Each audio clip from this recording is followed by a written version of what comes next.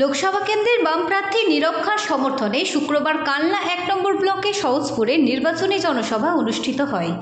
সিপিআইএমের কালনা ১ নম্বর এরিয়া কমিটির উদ্যোগে এই সভায় বক্তব্য রাখেন জননেত্রী মীনাক্ষী মুখার্জি, প্রাক্তন বিধায়ক অঞ্জু কর, পার্টি নেতা তাপস চ্যাটার্জি প্রমুখ। সভা পরিচালনা করেন আলিম শেখ। আজকের এই সভায় মীনাক্ষী মুখার্জি তীব্রভাবে বিরোধীদের আক্রমণ করেন। সন্দেশখালী প্রসঙ্গে তিনি বলেন, গোটা সন্দেশখালী জুড়ে মা বোনেদের ওপর অন্যায় হয়েছে, কিন্তু সুজিত বসু, লীনা গঙ্গোপাধ্যায়, পার্থ ভৌমিক, রাজীব কুমার প্রমুখের নাম নিয়ে বলেন এনারা গোটা সন্দেশখালী ঘুরে এসে বলেছেন সেখানে সব কিছু ঠিক আছে, কোনো সমস্যা নেই সেখানে। আজকের এই নির্বাচনী মঞ্চ থেকে তিনি তাদেরকে প্রশ্ন ছুড়ে দিয়ে বলেন, আপনাদের ঘরের মা বোনেদের সাথে যদি এমন হতো তবে কি আপনারা সব ঠিক আছে বলতে পারতেন? আজ তিনি বলেন, মানুষ তৃণমূল বিজেপি উভয় সরকারকেই বুঝে গেছে, তাই সাধারণ মানুষ স্বতঃস্ফূর্তভাবে সিপিআইএমের পাশে আছে। তিনি আরও কটাক্ষের সুরে বলেন, বর্ধমান পূর্বের কর্মী সমর্থকরা ঠিক করে নিয়েছেন আর কাউকে ফেয়ার অ্যান্ড লাভলি মেখে কালো চেহারা ফর্সা করতে দেবেন না। মানুষ বামফ্রন্টের সঙ্গেই থাকবেন। উল্লেখ্য, জল বৃষ্টি কাদা উপেক্ষা করে আজকের এই নির্বাচনী জনসভায় সাধারণ মানুষের উপস্থিতি ছিল চোখে পড়ার মতো।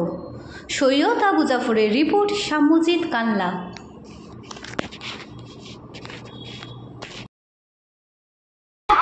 তৃণমূলের পার্টি অফিস থেকে উত্তম সাজা আমরা গিয়ে বলছে যে পার্টি অফিস চলে এসো রাত 12টায়, আর তারপরে সেখানে সুজিত বসু, পার্থ ভৌমিক, রাজীব কুমার, লীনা গঙ্গোপাধ্যায় এরা গোটা সন্দেশখালী ঘুরে বেরিয়ে এসে বলছে যে সন্দেশখালীতে সব চঙ্গাসি, সব ঠিক হ্যাঁ, সব ঠিক হ্যাঁ। যদি তোমার বাড়ির মেয়ে ছেলেকে, তোমার বাড়ির বউকে, তোমার বাড়ির মাকে, তোমার বাড়ির মেয়েকে, তোমার বাড়ির বোনকে তৃণমূলের পার্টি অফিস রাত 12টায় ডেকে আর ভোর 5টায় যদি ছেড়ে দিত, তোমরা অম্লান বদনে দাঁত কেলানো মুখে বলতে পারতে তো যে সব ঠিক আছে? যার উপর দিয়ে যায় সেই বোঝে আমাদের কাজ আক্রান্ত, আমাদের পেটের ভাত আক্রান্ত। ভবিষ্যতে সৎ পথে মাথা উঁচু করে বেঁচে থাকার জন্য সৎ পথে একটা রোজগারের জায়গা পাবো কিনা সেইটাও আক্রান্ত। কাল আপনি বুঝ দিতে পারবেন না পশ্চিমবঙ্গের বেকার ছেলে মেয়েদেরকে যে কেন তোরা বালি পাচার, মাটি পাচার, ভোট লুটে, পঞ্চায়েতের টাকা লুটে, আবাস যোজনার ঘর লুটে পয়সাতে তোরা তোদের কেন নাম লেখাচ্ছিস।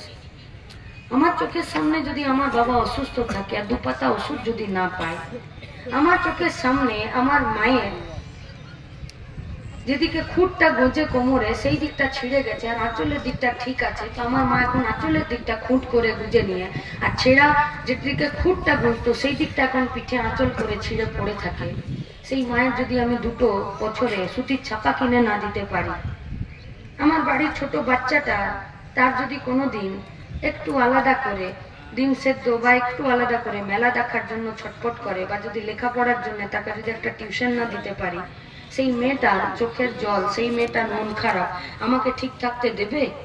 আমি যদি সৎ পথে রোজগারের জায়গা না পাই, আমিও রাস্তায় দাঁড়িয়ে কোথাও বালি পাচার, কোথাও গরু পাচার, কোথাও লোহা পাচার, কোথাও ভোট লুট, কোথাও 100 দিনের কাজের টাকা, আর কোথাও আবাস যোজনার ঘরে লুট করার জন্য পাড়ায় তৃণমূলের দাদা হয়ে দাঁড়াবো।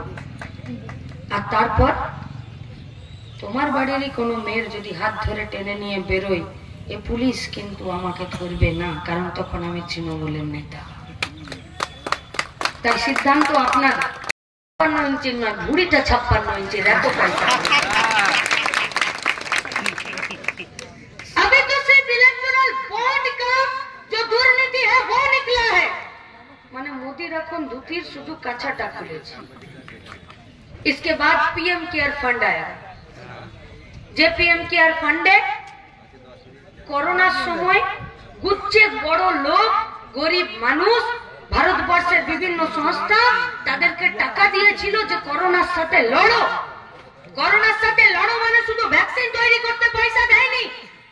করোনার সাথে লড়ো মানে গরিব মানুষ কাজ বন্ধ আছে তাকে খেতে দাও। করোনার সাথে লড়ো মানে যার বাড়িতে রেশন পৌঁছাচ্ছে না তাকে রেশন দাও। করোনার সাথে লড়ো মানে যে বাড়ির লোকটা হসপিটাল যেতে পারছে না তার বাড়িতে ডাক্তার পাঠাও।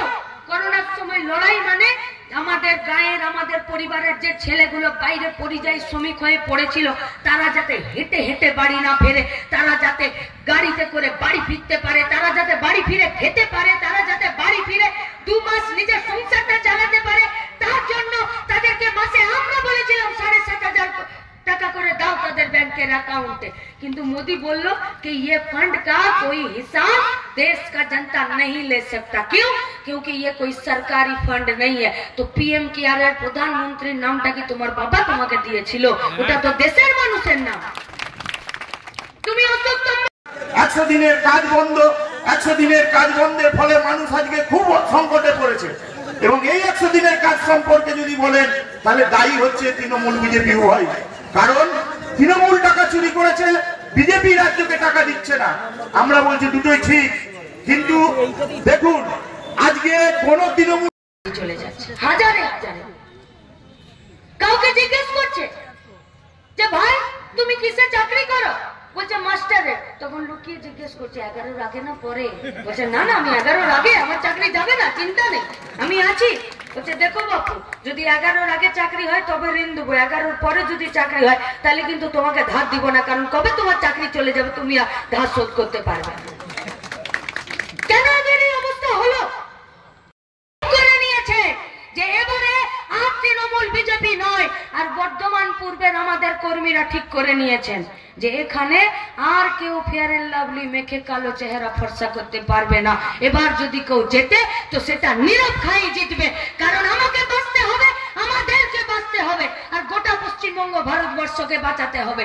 তাই আসুন দেশ বাঁচানোর রাজ্য বাঁচানোর লড়াইতে 13 তারিখ কমরেড নীরব খাঁকে কাস্তে হাতুড়ি তারা চিহ্নে ভোট দিয়ে আসলে নিজেকে গোটা পশ্চিমবঙ্গের মানুষ তৃণমূলকে আর বিজেপিকে হারাবে বলে প্রতিজ্ঞা করে নিয়েছে। শুধুমাত্র নির্বাচন কমিশন, আপনারা যারা প্রেসের লোকরা আছেন, রাজনৈতিক দল এবং রাজ্য প্রশাসন, এদের 4 জনকে নিরপেক্ষ স্বচ্ছতার সাথে মানুষের ভোটের উপরে বিশ্বাস করতে বলুন।